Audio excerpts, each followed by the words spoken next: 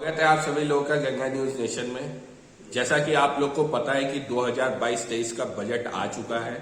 1 फरवरी को इस बार बजट पेश किया गया। हमारी वित्त मंत्री निर्मला सीतारमण ने बजट को पेश किया है और इसी कड़ी में आज हमारे साथ बात करने के लिए मौजूद हैं डॉक्टर दीनबंधु शुक्ला, आर्थिक विशेषज्ञ एवं लेखाकार, टिप्पणीकार। आइए उनसे जानते हैं कि इस बार का जो बजट है उसमें क्या खास रहा और इस बार जो एक मिडिल क्लास के लिए बजट में थोड़ी चेंज की बात की जा रही थी तो उसके लेकर उनकी राय क्या है। क्योंकि जो इस बार का बजट आया उसमें टैक्स स्लैब में भी कोई चेंज नहीं हुआ है। अगर हम हेल्थ और इंफ्रास्ट्रक्चर की बात करें तो हर जगह बजट में इस बार कटौती की गई है। इसको लेकर उनकी क्या राय है, आइए जानते हैं। नमस्कार, मैं डॉक्टर दीनबंधु शुक्ला। ये हमारा जो बजट हमारी माननीय वित्त मंत्री निर्मला सीतारमण जी ने पेश किया, मैं लगातार बजट के पहले भी और बाद में भी लोगों से डिस्कस करता रहा कि इस बजट से न केवल देश की आर्थिक नीति और आर्थिक दिशा तय होगी, बल्कि जो हमारा तकरीबन 135 करोड़ की आबादी है उसके सपनों को भी पंख लगेगा। लेकिन बजट में बातें तो बहुत कुछ हुई हैं, लेकिन ऐसा कुछ दिख नहीं रहा है जिसके आधार पे जो आपने अभी कहा कि मध्यम वर्ग, वास्तव में देखा जाए तो इस पूरे बजट में सबसे ज्यादा अगर किसी को दुख हुआ, पीड़ा पहुंची तो हमारा मध्यम वर्ग है। मध्यम वर्ग में ही नौकरी पेशा आता है।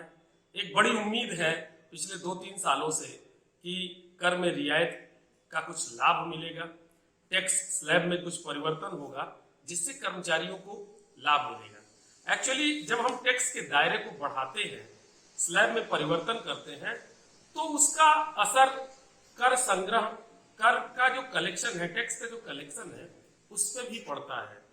एक इकोनॉमिक टर्म है बयानसी, जिसको कि हम प्रफुल्लता कहते हैं। जो टैक्स का दबाव है उससे प्रफुल्लता में कमी आती है। अगर हम टैक्स को कम करेंगे तो जो टैक्स पेयर हैं उनकी प्रफुल्लता बढ़ेगी और कर चोरी में भी कमी आएगी। लेकिन यह उम्मीद पूरी तरह से धराशायी हुई और टैक्स स्लैब में परिवर्तन नहीं हुआ, जिससे कि कहीं न कहीं नौकरी पेशा का हर व्यक्ति ठगा महसूस कर रहा है, दुखी है। एक बहुत बड़ी बात कही जा रही थी कि कर्मचारियों को, शिक्षकों को, जो एक बड़ी संख्या में पूरे देश में है, 2004 से ही इसी सरकार ने पेंशन खत्म कर दिया। तो हम ये उम्मीद कर रहे थे, बार बार ये चर्चा भी होती रही कि जो नवीन पेंशन प्रणाली है, राष्ट्रीय पेंशन प्रणाली है, उसमें विभिन्न तरीके की विसंगति है। इस प्रणाली ने नए कर्मचारी जो 2004 के बाद नियुक्त हुए केंद्र में और 2005 के बाद जो प्रदेश में नियुक्त हुए, इनके मन में संदेह पैदा होता रहा। क्योंकि हमारा जो टैक्स का जो नवीन प्रणाली थी, नेशनल जो हमारा पेंशन स्कीम रही, सिस्टम रहा, उसमें वो व्यवस्था बन नहीं पाई जिससे विश्वास जम पावे। यही कारण था कि कर्मचारी यह उम्मीद कर रहा था कि पुरानी पेंशन को बहाल किया जाएगा। लेकिन दुर्भाग्य ये कि सरकार ने, चुनाव सामने है, फिर भी इस दिशा में कोई खास प्रयास नहीं किया, बल्कि थोड़ा सा एक परिवर्तन नवीन जो राष्ट्रीय पेंशन प्रणाली है उसमें किया, जो कि कर्मचारियों और शिक्षकों के लिए कतई हित साधक नहीं है, वो हितैषी नहीं है। अगर हम बात करें बजट की तो बजट में कुछ खास चीजें रही, जैसे क्रिप्टो करेंसी पे 30% टैक्स लगेगा प्रॉफिट पे और LIC का IPO आएगा। तो इस पर आपकी क्या राय है? देखिए, क्रिप्टो करेंसी वस्तुतः एक आभासी मुद्रा है। वित्त मंत्रालय ने और संसद ने इस पर एक रेगुलेशन बनाने की बात कही, नियमन करने की बात कही, और हम उम्मीद कर रहे थे कि क्रिप्टो करेंसी के बारे में सरकार कोई नियम बनाएगी जिसमें वस्तुतः मौद्रिक लाभ तो है निवेशकों को, लेकिन जो सबसे खतरनाक बात है कि आखिर उनका हित, निवेशकों का हित कैसे सुरक्षित रहेगा, इस पर सरकार को सोचना चाहिए था।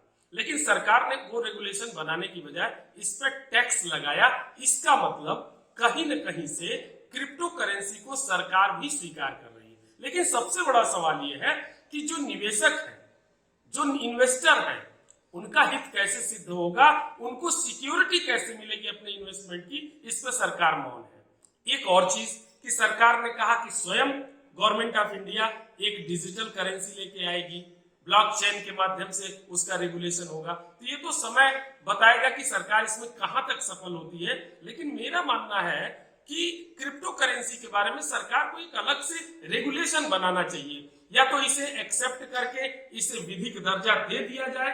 लेकिन मेरा जहां तक लगता है कि सरकार ने जिस सोच के तहत काम किया है कि कहीं न कहीं क्रिप्टो करेंसी की प्रभावशीलता को सरकार भी मान रही है, लेकिन सबसे ज्यादा जरूरी यह है कि इस आभासी मुद्रा से जुड़े हुए जो खतरे हैं निवेशकों को, उस पर सरकार को गारंटी देनी चाहिए। अगर हम बात करें रेलवे की इस बजट में, तो रेलवे के लिए उन्होंने कहा है कि हम 400 वंदे भारत ट्रेन चलाएंगे। लेकिन जैसा कि आपको पता है कि इंडिया में मिडिल क्लास ज्यादा है और वंदे भारत ट्रेन का एक्सपेंस और चार्ज जो होता है वो बहुत ज्यादा है। और अगर वंदे भारत ट्रेन चलती है तो उससे हमारी इकोनॉमी को तो फायदा होगा, लेकिन उस पर जो एक मिडिल क्लास के लोग हैं वो ज्यादा ट्रेवल नहीं कर पाएंगे। इसको आप किस दिशा की ओर देखते हैं? देखिए, आजादी के बाद ही हमने सेकंड प्लान में सोशलिस्टिक पैटर्न ऑफ सोसाइटी को एडॉप्ट किया, और इसको मान के चलिए कि हमारी संवैधानिक व्यवस्था ये है कि हम वेलफेयर स्टेट की बात करते हैं। वंदे भारत की स्कीम या प्राइवेटाइजेशन या प्लेटफॉर्म या रेलवे को निजीकरण की ओर ले जाना कहीं न कहीं से हमारे वेलफेयर के जो कंसेप्ट हमारा है उस पर कुठाराघात है। वंदे भारत बढ़िया है, अच्छी ट्रेन है, चलेगी, लोगों को लाभ मिलेगा, लेकिन एक बहुत बड़ा तकरीबन 45 से 60 करोड़ के आसपास लोग जिसे हम अपनी अर्थव्यवस्था की लाइफलाइन कहते हैं रेलवे को, उस पर निर्भर है। और अगर इसको पूरी तरह से निजीकरण करेंगे, दुरंतो चलाएंगे और वंदे भारत चलाएंगे जिसमें कि यात्रियों का किराया बढ़ेगा, तो कहीं न कहीं से घातक सिद्ध होगा। ये सुविधा के लिए है, न कि प्रॉफिट अर्निंग के लिए है। मैं फिर कह रहा हूं कि सरकार का ये जो बजट है कहीं न कहीं से हमें पूंजीवाद की झलक दिखाई देती है और पूंजीवादी दिशा में लेके चल रहा है। अगर हम इस बजट की बात करें तो आप मुझे बताइए कि कौन से ऐसे 5 ऐसी चीज है जो बजट से आपको अच्छी लगी? देखिए, एक तो पहले तो हम बता दें कि हमारे वित्त मंत्री जी ने इसे पहले तो 1 साल का बजट, लेकिन इन्होंने 25 साल का एक ब्लूप्रिंट दिया है कि 25 सालों के विकास के लिए एक कार्य योजना बनाई है। अच्छी बात है, लेकिन बजट को बजट रहने दीजिए। बजट में आपने समावेशी विकास के नाम पर इतनी चीजों को टच करने की कोशिश की है जिससे स्पेशलाइजेशन प्रभावित होता है। हम रेवेन्यू और एक्सपेंडिचर की बात करते हैं कि कितना हमारा, जैसे 1 रुपया है, बजट का सीधा सा फंडा है कि 1 रुपये अगर है तो वो कितने कहां से आते हैं और उस रुपए को हम कहां पे व्यय करते हैं। लेकिन इन्होंने बजट के माध्यम से उसको इतना विस्तृत आयाम दिया जिसमें कि इंटेंसिफिकेशन कम हो गया, गहराई कम हो गई और बजट को बजट नहीं रहने दिया गया। सबको टच करने के चक्कर में जो आर्थिक भावना थी, जो बजट की मूल भावना थी, वो खंडित हुई। लेकिन फिर भी एक बड़ा कंसेप्ट है जिसके लिए हम बधाई देंगे, धन्यवाद देंगे कि अगर वास्तव में 25 साल का ब्लूप्रिंट लेकर के चलते, हालांकि पिछले 3 सालों का ट्रैक रिकॉर्ड इतना बढ़िया नहीं रहा जिसके आधार पर 5 ट्रिलियन इकोनॉमी की बात कही गई, लेकिन उस दिशा में अभी हम बढ़ नहीं रहे। इसके पीछे कोरोना संकट भी कह सकते हैं, वैश्विक मंदी भी कह सकते हैं, लेकिन फिर भी एक विजनरी बजट है। इसके लिए हम इनको जरूर नंबर देंगे, अंक देंगे। अच्छी बात में इन्होंने इंफ्रास्ट्रक्चर को मजबूत करने की बात कही है, ये अच्छी बात है। दूसरी बात, इन्होंने इंपोर्ट ड्यूटी को बढ़ाया है जिससे कि मेक इन इंडिया का कॉन्सेप्ट और मजबूत होगा, ये अच्छी बात है। तीसरी बात ये कि इन्होंने घरेलू और आधारभूत क्षेत्र को, खासकर जैसे कि आप कह सकते हैं इन्वायरमेंट पे इन्होंने विशेष फोकस किया है। आज विकास के दौर में इन्वायरमेंट की मजबूती बहुत जरूरी है, वो एक अच्छा संकेत है। डिजिटल एजुकेशन आज की आवश्यकता है, हम लोग तो शिक्षा से जुड़े हुए लोग हैं, इसके लिए सरकार ने व्यवस्था की है, ये एक अच्छी बात है। कारण ये है कि कोरोना जैसे संकट कभी भी उत्पन्न हो सकते हैं, इसलिए हमें डिजिटल एजुकेशन, खासकर ऑनलाइन एजुकेशन को हमें बढ़ावा देना होगा। इसके लिए सरकार ने जो महत्वपूर्ण उपाय किए हैं, जैसे ई लाइब्रेरी हो गया, ई लर्निंग हो गई, इस तरीके से एक अच्छी पहल है जिसके लिए सरकार को हम पूरा नंबर देते हैं।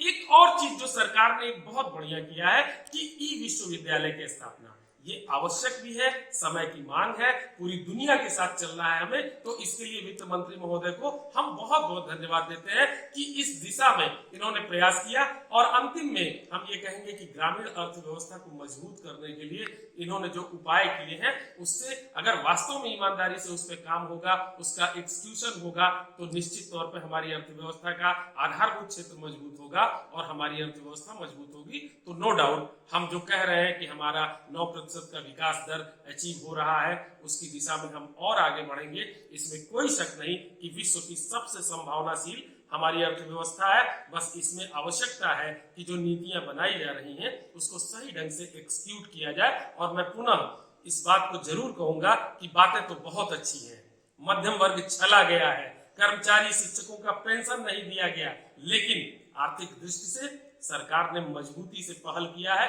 और हम उम्मीद करते हैं कि हमारी अर्थव्यवस्था के लिए ये मजबूती का काम करेगी, जो हमारा बजट माननीय निर्मला सीतारमन जी ने प्रस्तुत किया है। एक आखिरी सवाल, ये बजट से थोड़ा हटके है। जैसे कि हम लोग कहते हैं कच्चे तेल, कच्चा तेल जैसे फॉरेन मार्केट में होता है उस हिसाब से इंडियन मार्केट में उसकी प्राइस बढ़ती है।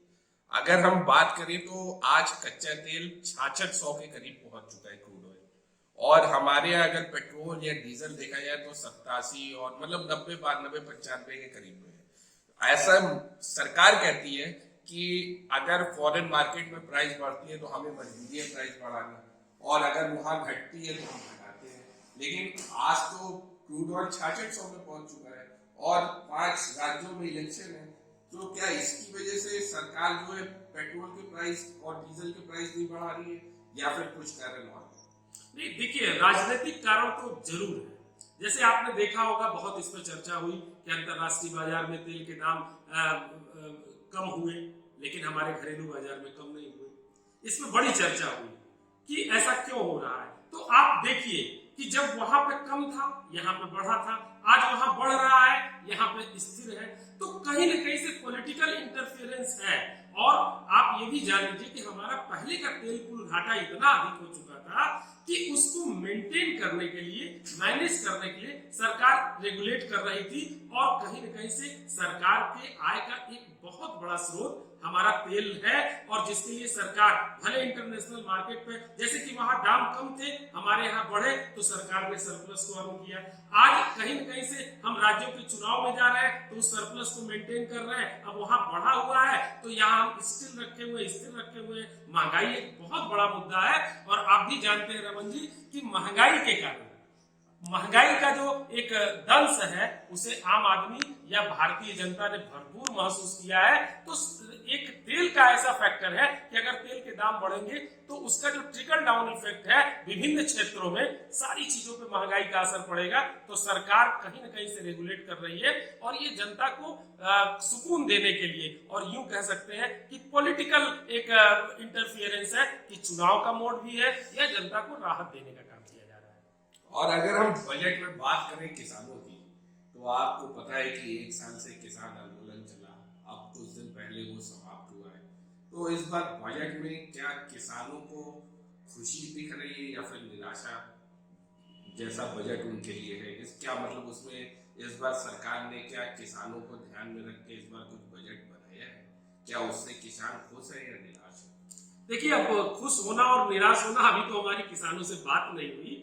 और इस बार का बजट तो ऐसा रहा, मौनी अमावस्या के दिन बजट आया, संजोग ही कहा जाएगा। और बड़े बड़े आर्थिक विशेषज्ञ भी मौन ही रहे, क्योंकि बजट जैसा बजट था नहीं।